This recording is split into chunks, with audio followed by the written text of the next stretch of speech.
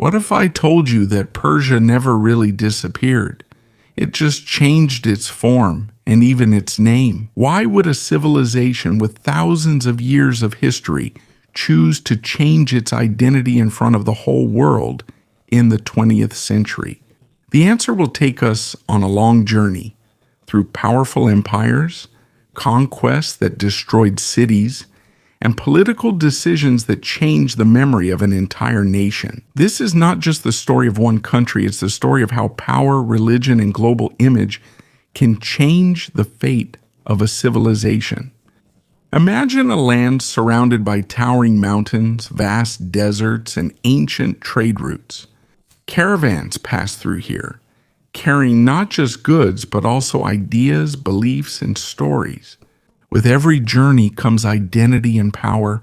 This place is the Iranian Plateau, an important place that for thousands of years has been the center of civilizations. Here, cities, kingdoms, and peoples emerged that shaped the history of the Near East. But where did it all begin? Who was the first to lay the foundation of what we now call Iran? But before we begin, don't forget to like this video. It's a big deal for us content creators. Thank you very much, and now let's get started. To understand this, we need to go back to the second millennium before Christ. This is when the Indo-Iranian peoples arrived, nomadic groups who spoke Indo-European languages. These are the ancient roots of the languages that would later become Latin, Greek, and other European languages. It's not connected to Arabic, even though they're often mistaken as related. In Old Persian, the word madar means mother and pater means father. Words that are connected to the deeper origins of language and culture. It's not just a word, it's a trace of an ancient identity, shaped by journeys through mountains, deserts, and plains. Over time, two groups became more prominent, the Medes and the Persians. The Medes settled in the northwest of modern-day Iran. They were organized, strong in the military, and quickly became powerful in the region. Their cities grew, and their influence expanded. Meanwhile, the Persians settled in the south in a place called Pars. This is where the name Persia came from. At first, they were just a small group among the many people in the area. They did not have much power. There was also no sign that they would become the center of a great empire. At that time, the word Persian was just the name of a place. It was not yet a symbol of power. It did not yet represent a great civilization. But like many stories in history, quiet beginnings often become the source of the greatest changes. At that time, the true center of power was the Medes. They established one of the first great kingdoms in the region. Before the name Persia was ever heard in foreign courts or written in history, but everything was about to change. Amidst the mountains and scattered groups, a leader would emerge. Someone who didn't just look at borders. He saw that everyone could be united. It was an idea that almost no one believed in. His name was Cyrus, better known as Cyrus the Great. With him, a new era began. It wasn't just an empire of conquest, but an empire that could earn the trust of its people. There's a unique part to his story. In the Hebrew scriptures, especially in the book of Ezra, he was remembered as the king who allowed the Jews to return to Jerusalem and rebuild their temple. A rare recognition for a foreign ruler. Long before Alexander, Napoleon, or Genghis Khan, someone had already begun building a vast empire. But his way was different. While other empires relied on fear and intimidation, Cyrus chose a different path. After he defeated the Medes, he didn't just unite the people. He established the Achaemenid Empire, a system that was unique for its time. Instead of forcing a single culture, he allowed each place to keep its own traditions. Instead of destroying the temples, he preserved them and respected the identity of those he conquered. He allowed them to continue. Here, a new kind of empire was born. It was based on trust and loyalty, not just on strength. Because of this, his rule became more stable. Trade improved. The routes became safer. Wealth flowed more steadily throughout the empire. For the Jews who were in exile in Babylon, he was not merely a conqueror. For many, he was a savior. Under his command, they were allowed to return to Jerusalem and rebuild the temple, an event recorded in the book of Ezra. Over time, he was even mentioned in the book of Isaiah as someone used for a greater purpose. But the people of Babylon had a different perspective. In their records, he did not present himself as a follower of the god of Persia. Instead, he said that he was chosen by their god, Marduk. A very clever move, because instead of fighting against the people's beliefs, he used them. He maintained order. He kept the people's trust, and he made it easier to rule such a vast empire. At this point, it's clear.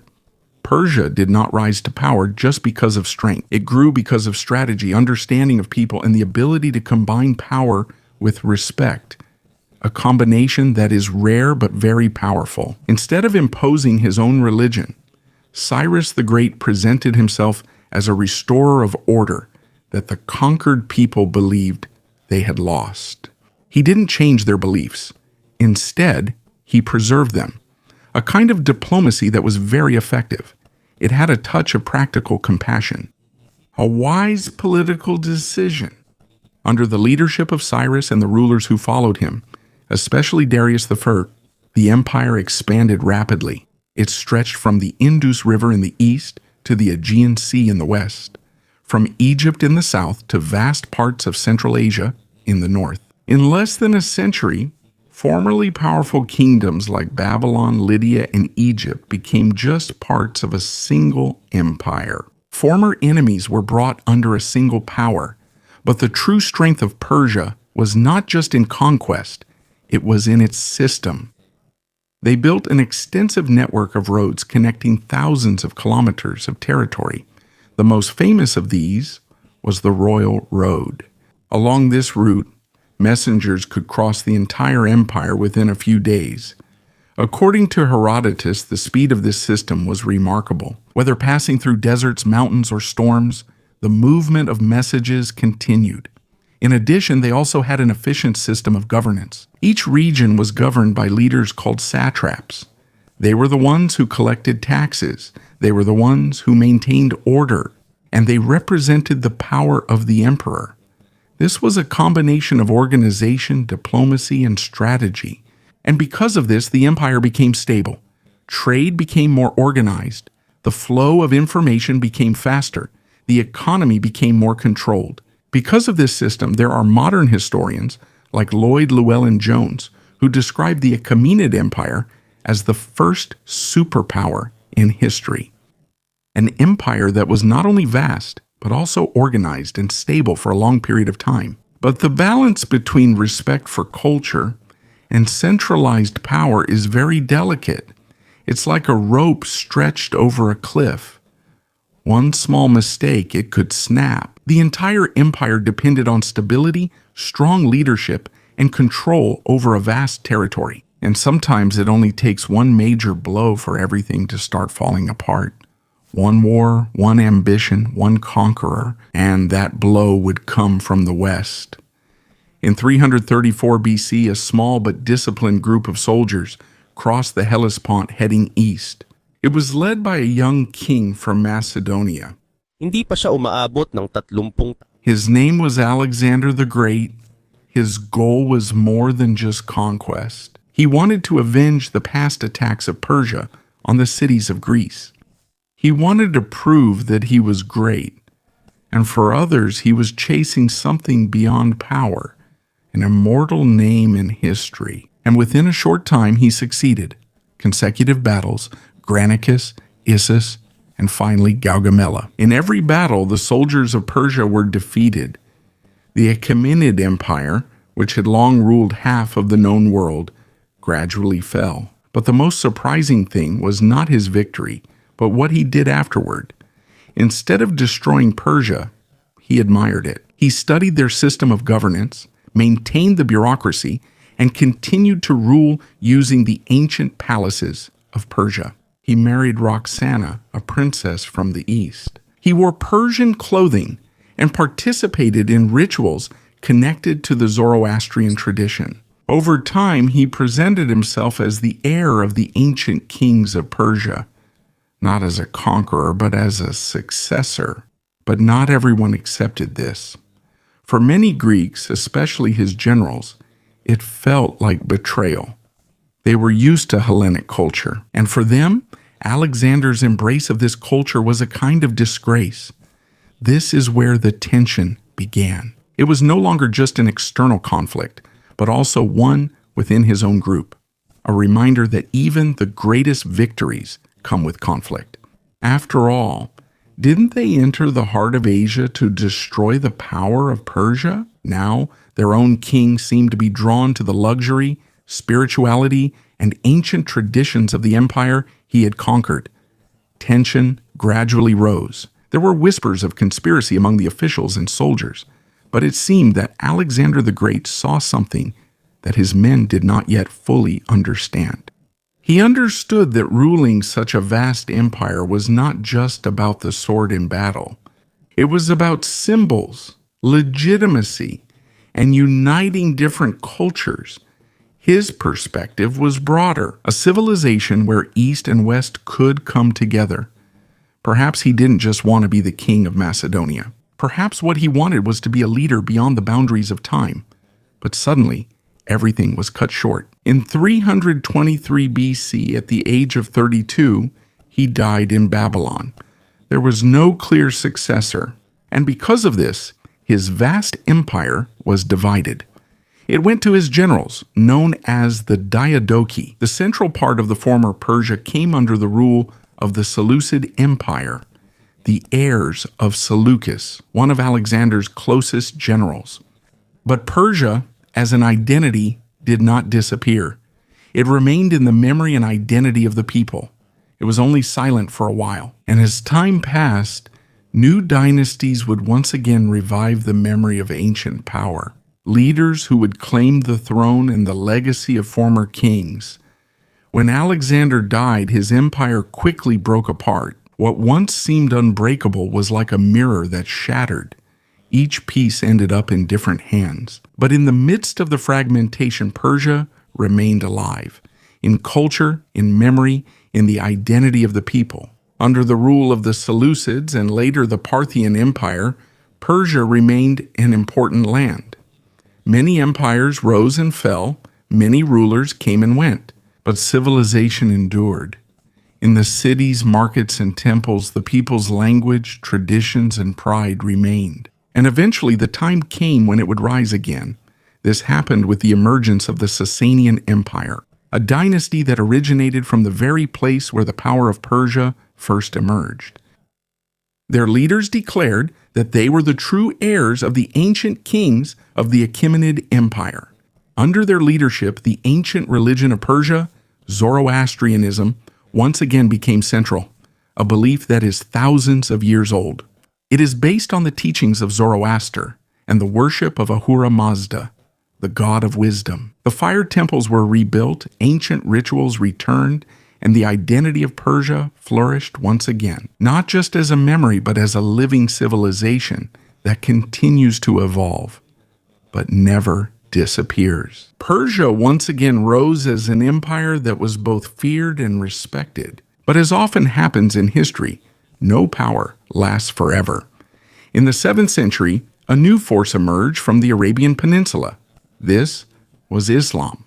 And it did not come as a guest, it came as a conqueror. Within a few decades, Arab soldiers defeated the Sasanian Empire. They conquered the ancient land of Persia. Along with this came a new belief, a new system of governance, and a new language of power. Arabic became the language of government and religion. Zoroastrianism was gradually replaced by Islam. But even so, the identity of Persia was not lost. It remained in writings, in scholarship, in philosophy, and in art. Centuries passed and great minds emerged.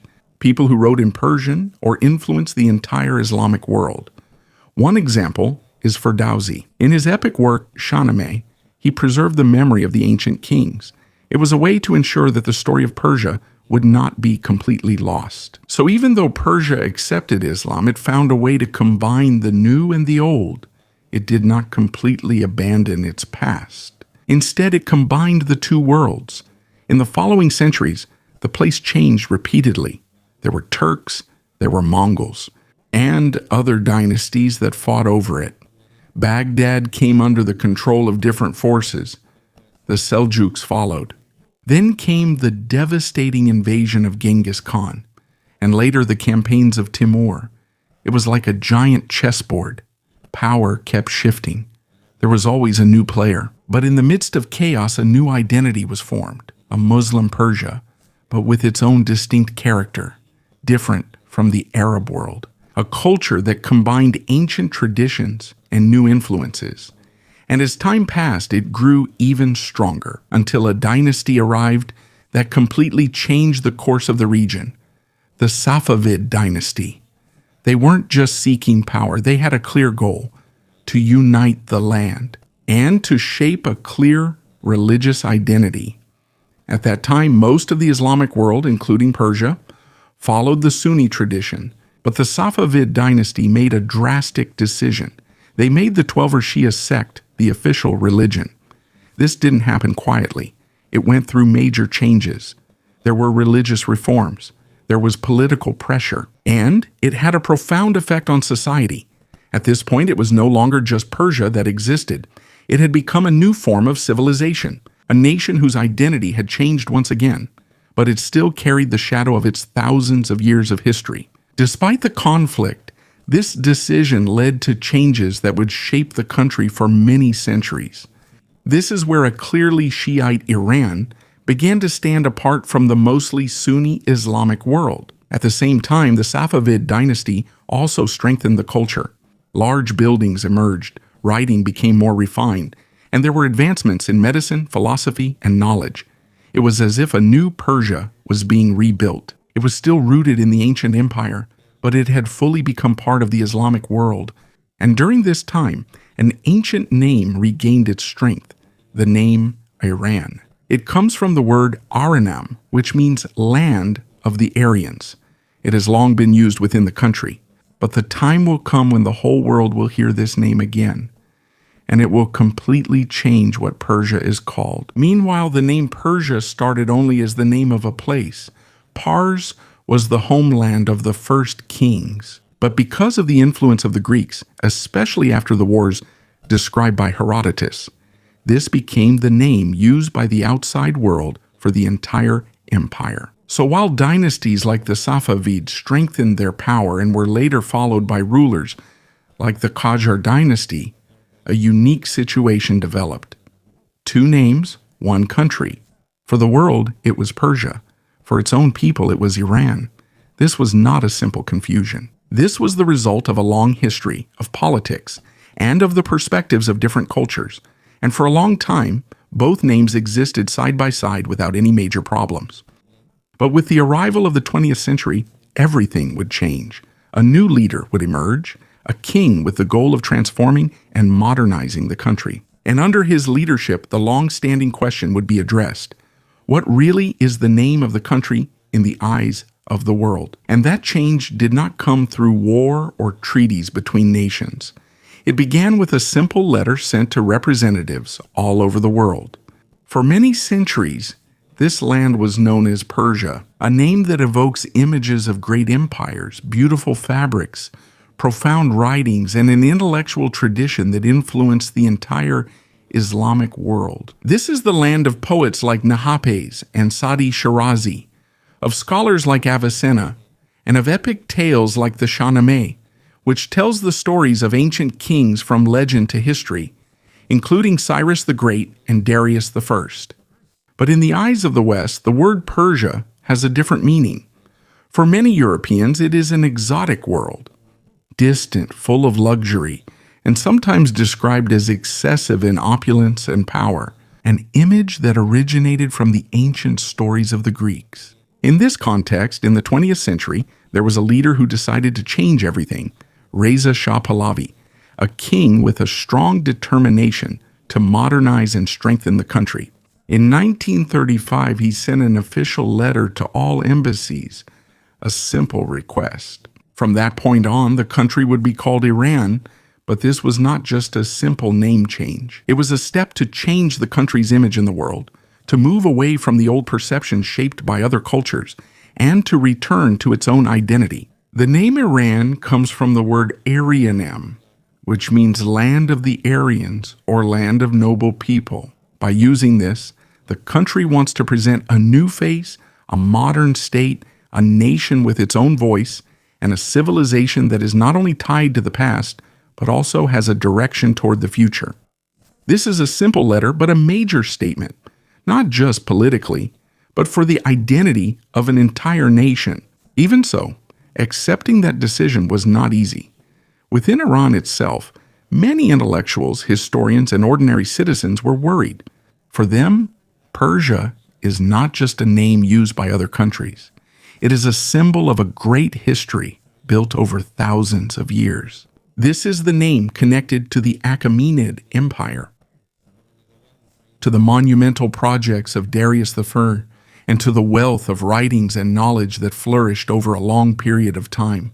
For others, leaving behind the name Persia is like cutting off a collective memory, a memory that reaches back to ancient times, when kings ruled from cities like Pasargadae and Persepolis, and different groups of people lived under a single empire. Despite the criticisms that persisted, Iran became the official name in documents, treaties, newspapers, and maps all over the world. But the story doesn't end here. In 1979, a major change took place.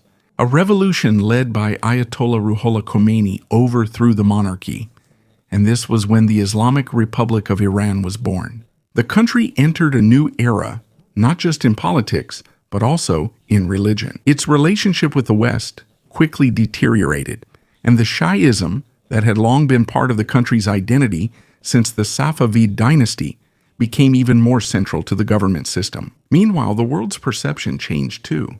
Now, for many, the name Iran is connected to political tensions, sanctions, and diplomatic conflicts. It's interesting to think that while this is how Iran is seen today, the name Persia has a different meaning. For many, it is romantic, connected to poetry, art, and a colorful past that seems separate from the present. Two names, two images, one country, and one history that is still being shaped to this day. Two names, one land, and one story that flows through thousands of years, like a river that never stops. Because sometimes a name is not just about a place or politics. It carries the memory, the identity, and the purpose of an entire nation.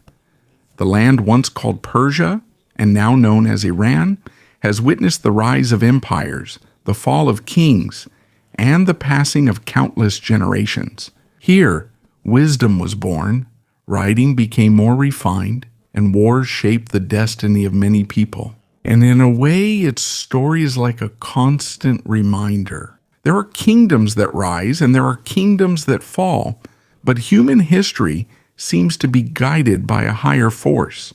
According to the book of Daniel, it is God who removes and sets up kings. It's a reminder that no empire, no matter how powerful, will remain strong forever. Perhaps this is the reason why this land, despite going through so many changes in name and leadership, has managed to keep its identity intact. Empires have passed, religions have changed, and governments have fallen, but the memory of the people has remained. In the end, it's not just a question of why Persia became Iran.